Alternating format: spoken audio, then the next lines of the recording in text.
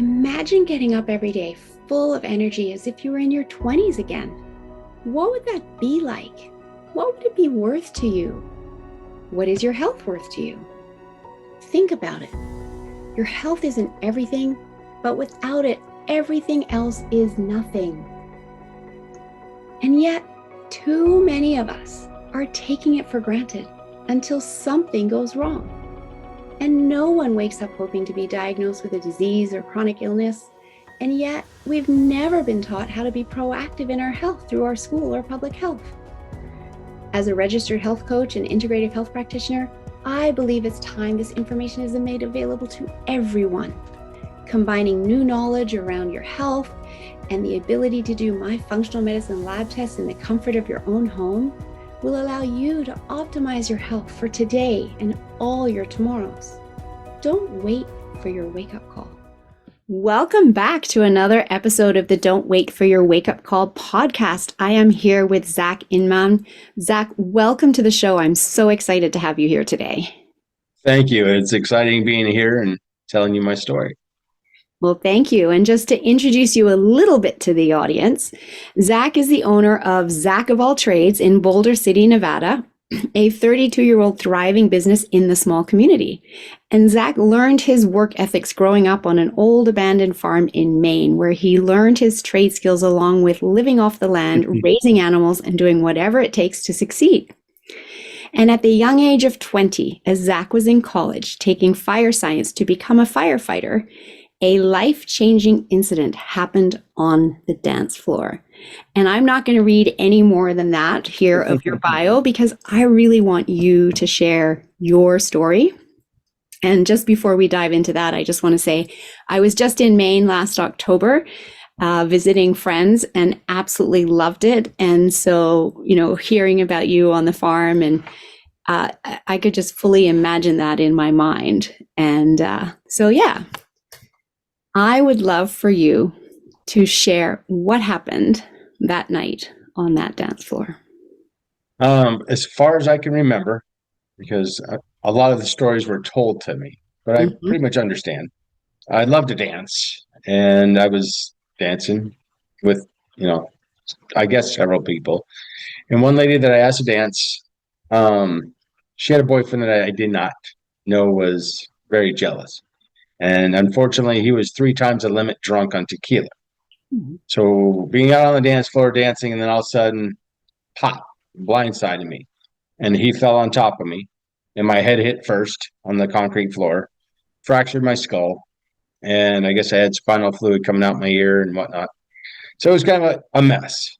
And when the ambulance showed up, which I had hung out with those guys earlier that day because I was doing ride-alongs with the fire department, I coded 3 times in the ambulance, and they took me to a hospital that was closer, Desert Springs Hospital. I was on life support and coma for 7 to 8 days, I do believe. And my parents didn't know if they were going to sign my organs away or keep them or what. And the doctors said that if I made it through, I was going to be like a 2-year-old kid. That unfortunately, because of the blood clots and this and that. And back to what I was talking before, my grandmother is into natural herbs and healing, and the brain has the blueprints to heal anything in your body. And she always told that to us. And for some reason, my body absorbed the blood clots that were in my head. And then all of a sudden I came out of it. I was like a little kid growing up again. I had to go through rehab 2 months in New Hampshire. It was one of the better rehabilitation places. But it was a long struggle. But every time they said that I had a limit, I always broke it. Because you cannot accept being stuck in a box. You have to get out of it and live. And it's okay to fail, just as long as you learn from it. It's not a failure. So, and I've succeeded.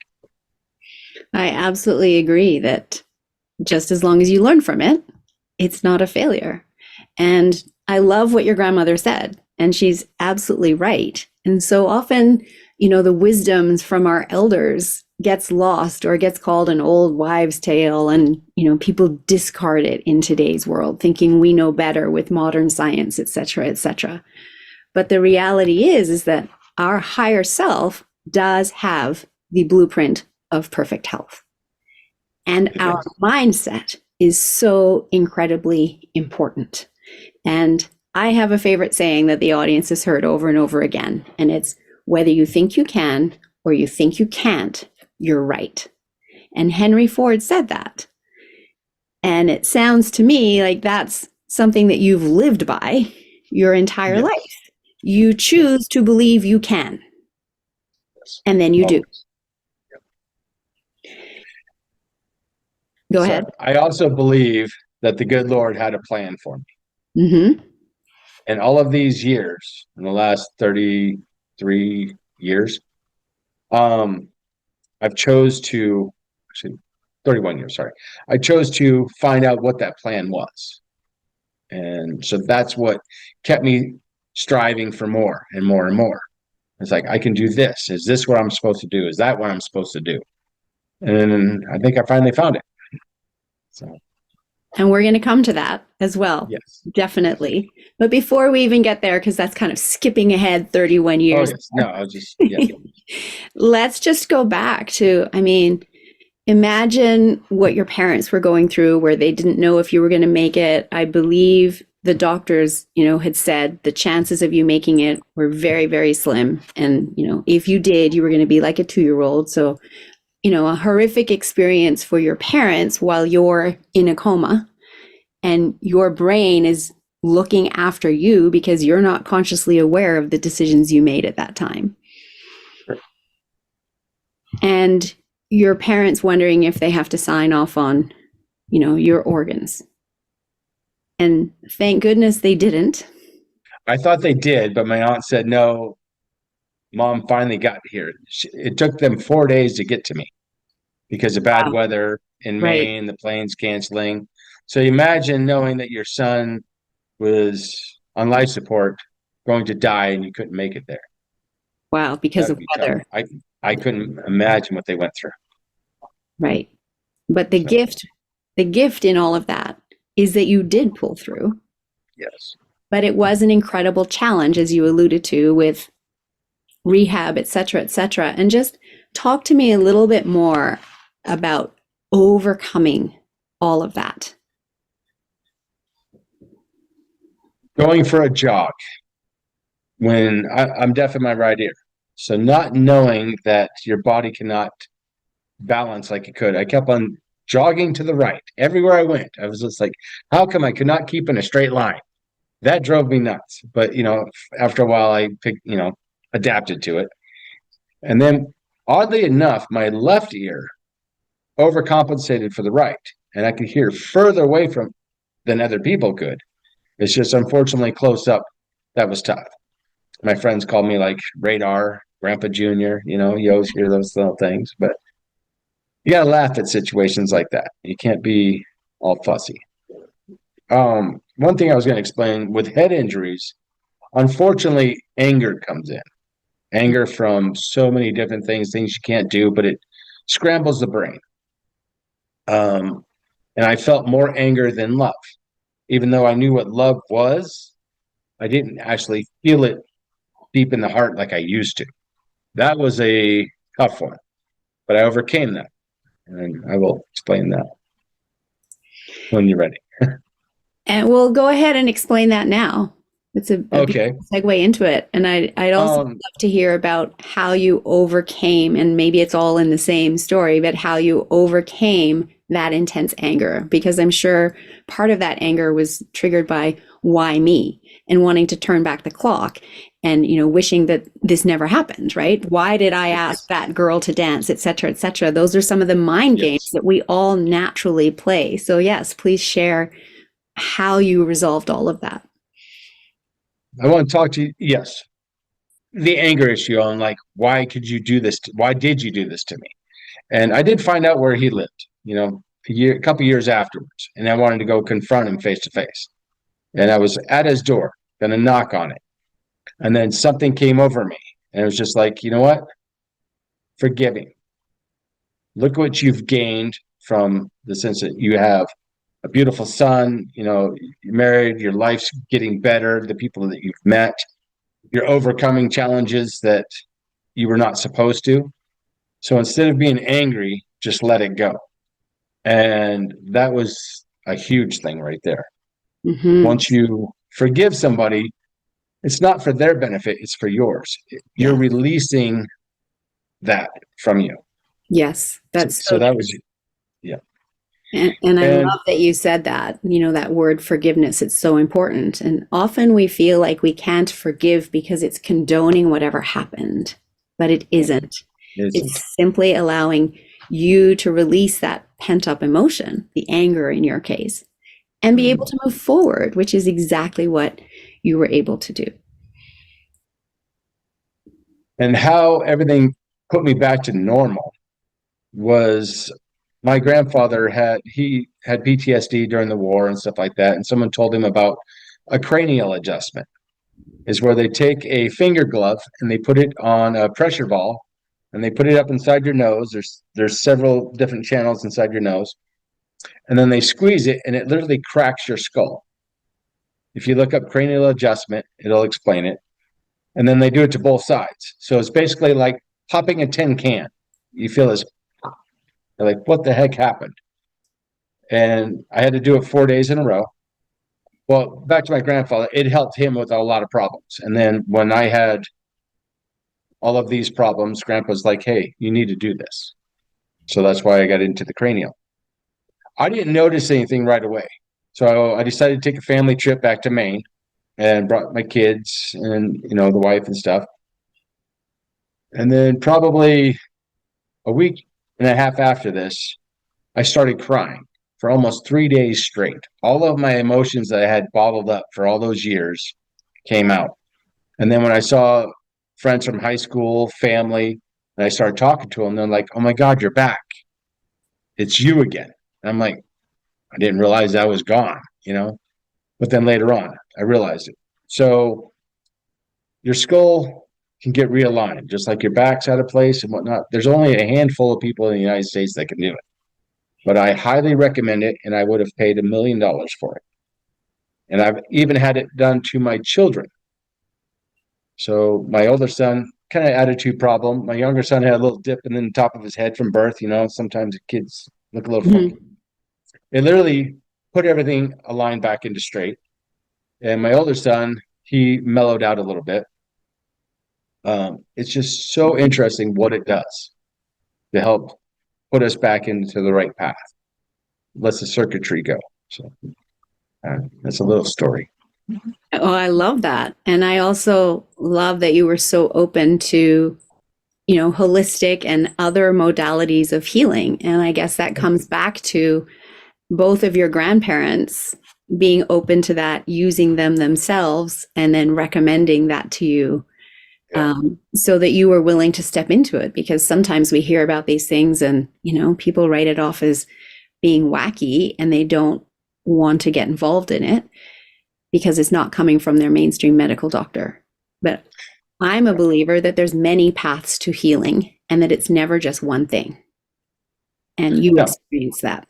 The mainstream medical system was amazing for you. And it Yes. gave you that second chance at life.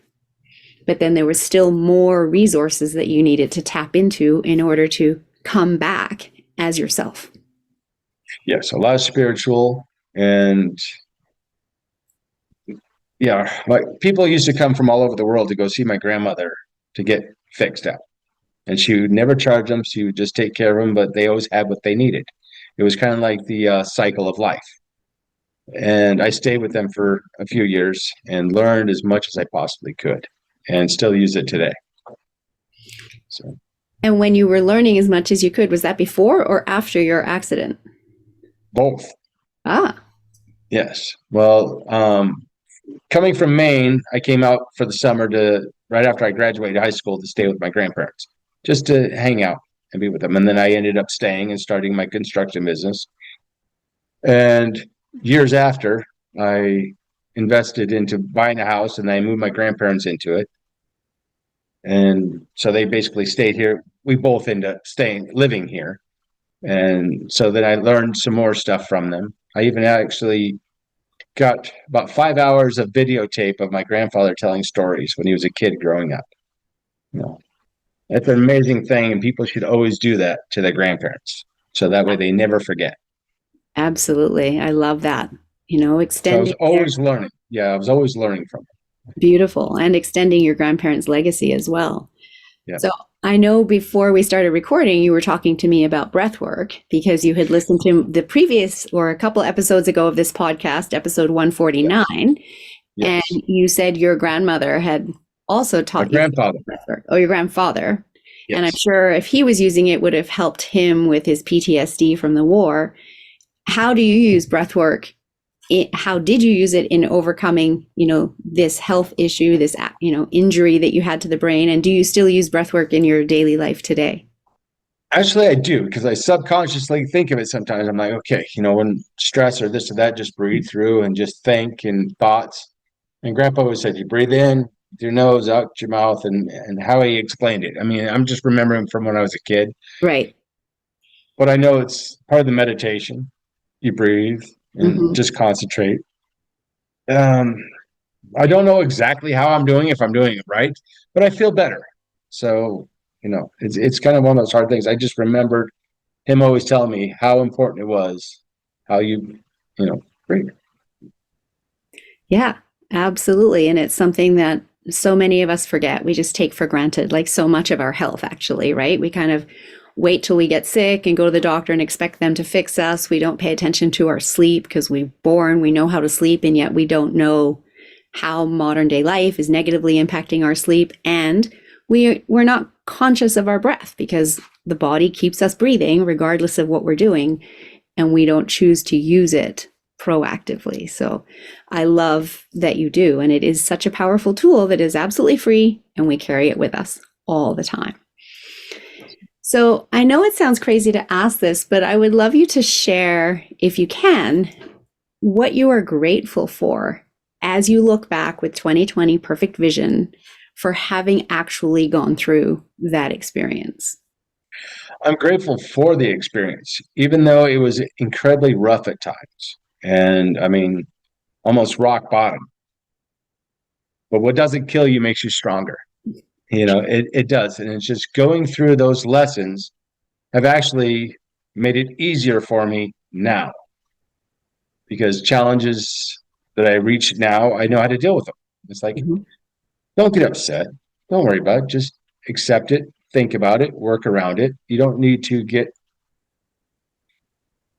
just relax, take a breath, and but all of those experiences gave me the knowledge I have today to succeed even better and to actually help other people out.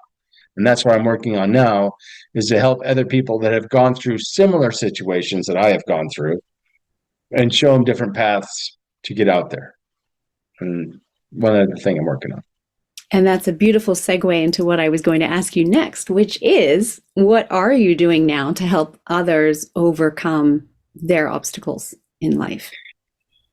I've worked on a program since I was 16 years old on how to help rehabilitate people to go through a process, basically kind of stepping backwards, like the Amish, where Hmm. they have everything simple, where you have like an off-grid farm life. You've got the greenhouse, the garden, the barn, the animals, apple orchards, just a beautiful sanctuary. And everybody works to help keep everything going. But it's also a stress release where you can actually be in a place that you can breathe. And when you go take care of a garden and you watch it grow, the joy you get from that, or an animal, or when you actually help deliver a baby goat, or something like that, and just to watch it grow up.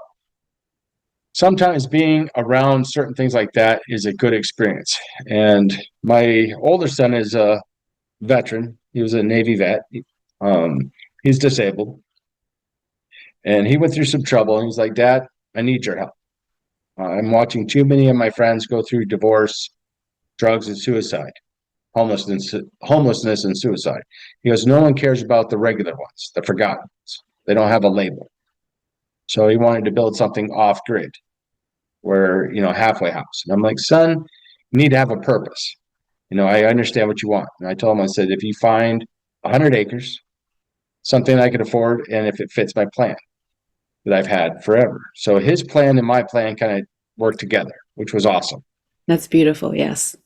And he looked all over the United States, couldn't find anything that fit. And then he finally found it 15 minutes from where I grew up and graduated high school. Wow. So if that's not the good Lord saying something, and it was actually 128 acres. And this is where, back from when I got thumped on the head and made it through, when I knew God had a plan, because I've hit obstacles with this, and then things are just showing up right when I need them. And it's been a little bit of a challenge, but what we are building is a place for veterans coming out of the military, going through different troubles, be able to come, decompress, and work on some stuff. But I also want to build a program so anybody else can adopt it to use it anywhere in the world that they want. So I want to develop this to where it can show that you can come there, relax, reboot, breathe again, but learn different trades. I believe that if you learn several different things, learn about several different things, you'll be able to solve 95% of the problems. It's like my friend was reading a quote, Jack of all trades. Mine's Zach of all trades. But if you learn one trade, you know that one trade. But if you learn many, you're better off. So I'm kind of like rambling around the subject a little bit. But basically, we're trying to develop a place that helps other people go through what they're going through and get back into society as a productive person through education and just being able to breathe. And I love that. And the power of being able to breathe, the power of being close to the land, close to the animals, the grounding of that, what Mother Nature gives us in terms of healing modalities is so powerful.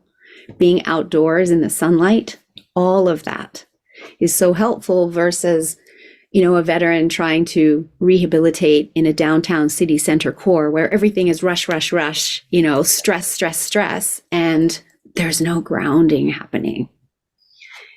And so I love your idea of just making it simple and taking us back in time to a place where you can incorporate all of these beautiful healing modalities that Mother Nature gives us.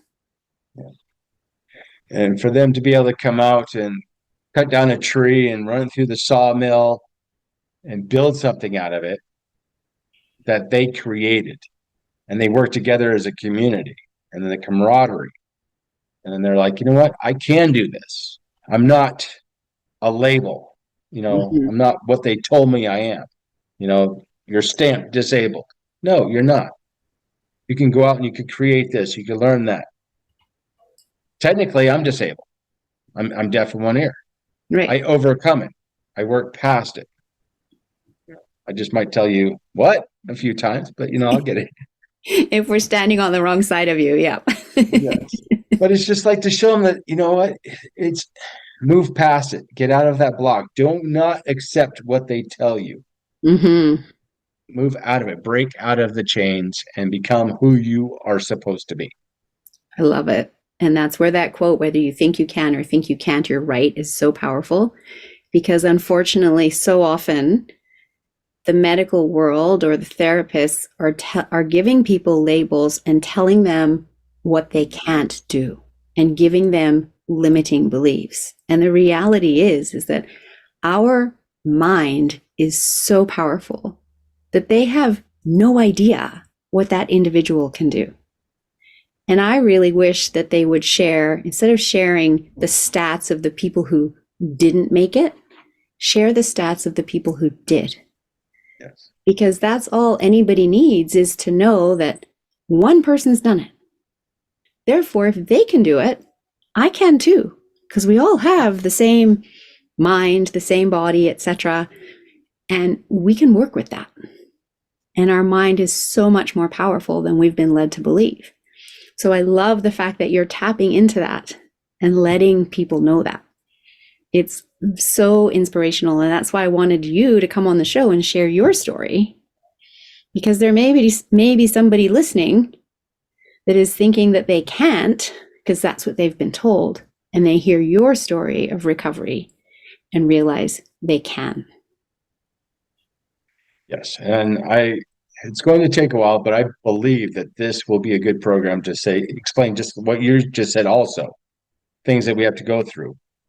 But if somebody wanted to use it for, troubled kids or women coming out of a bad situation or prisoners coming out of the prison system needing to get into a certain place, it's a basic, simple process. It's not complicated. It's going backwards.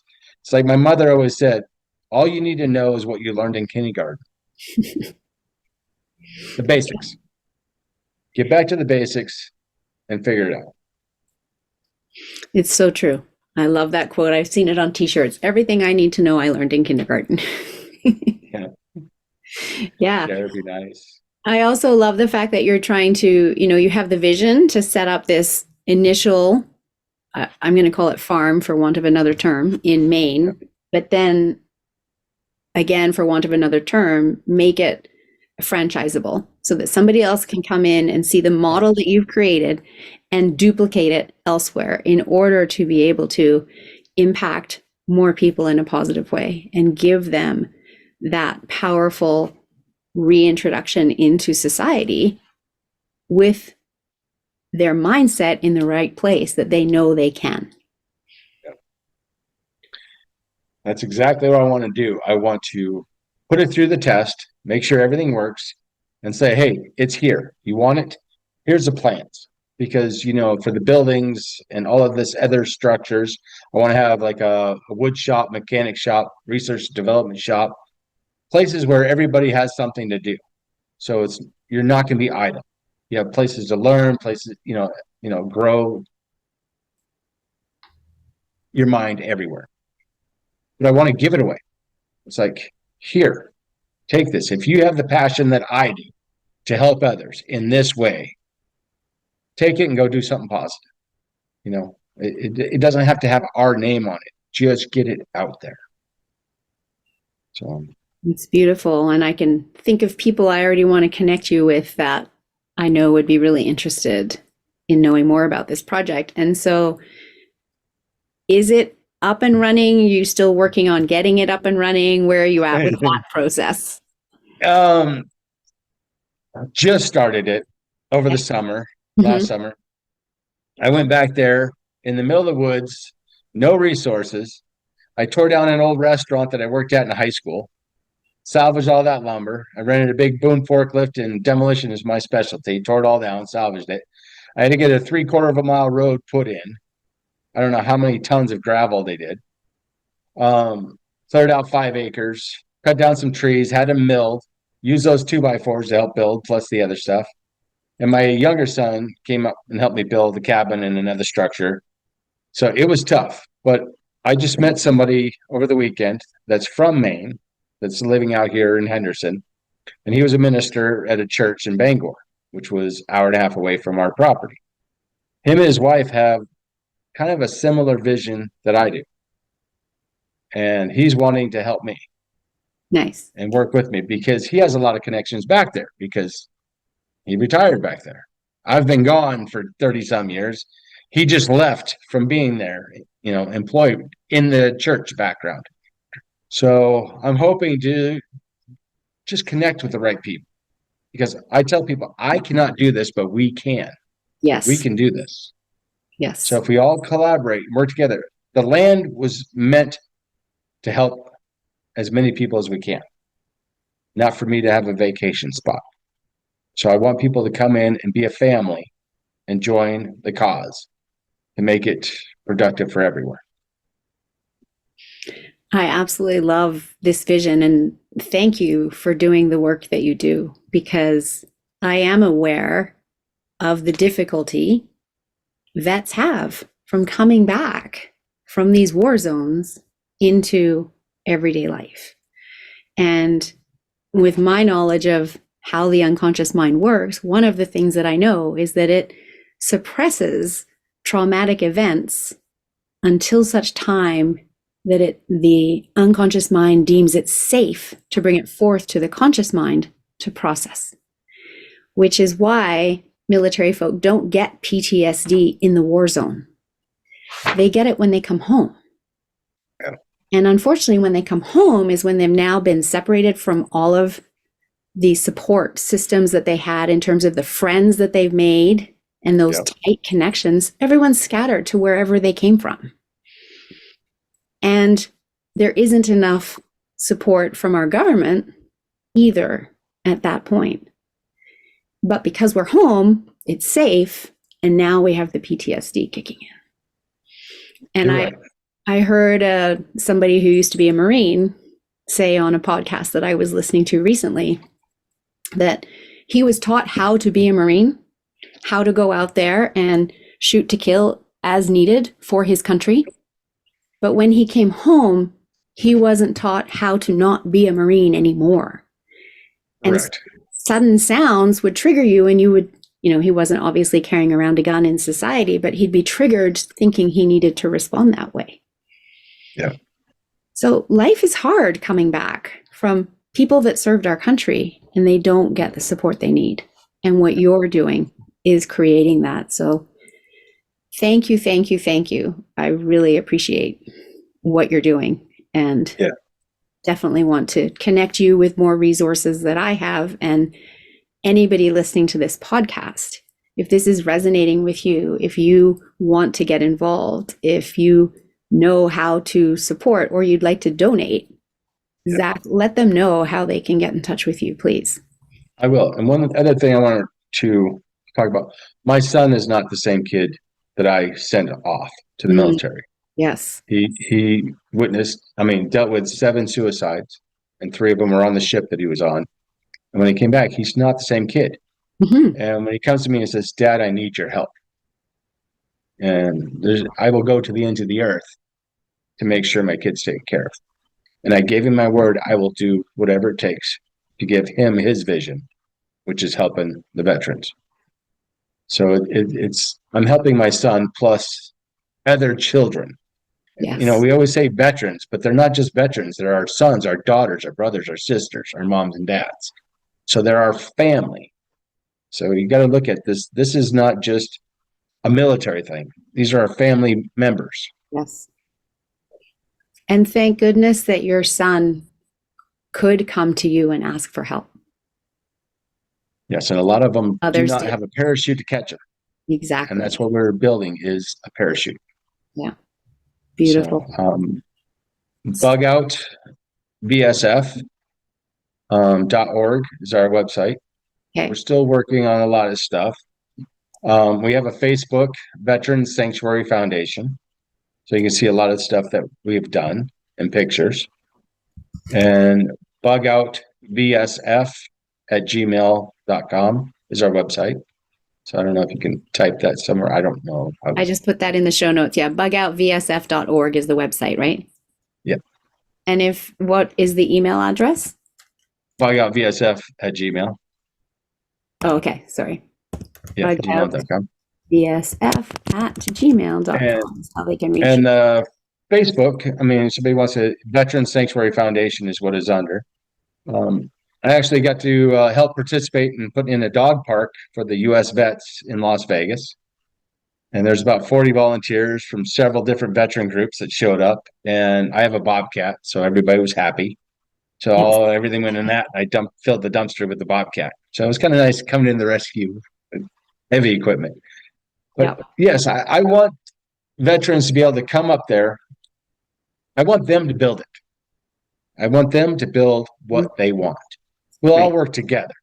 Right. But they need to have pride that this is their place. I'm setting aside 10 acres for them to build whatever they want. I'm going to create all of the rest and pay for the barns, the greenhouses, and whatnot, because my son's going to live there with his family.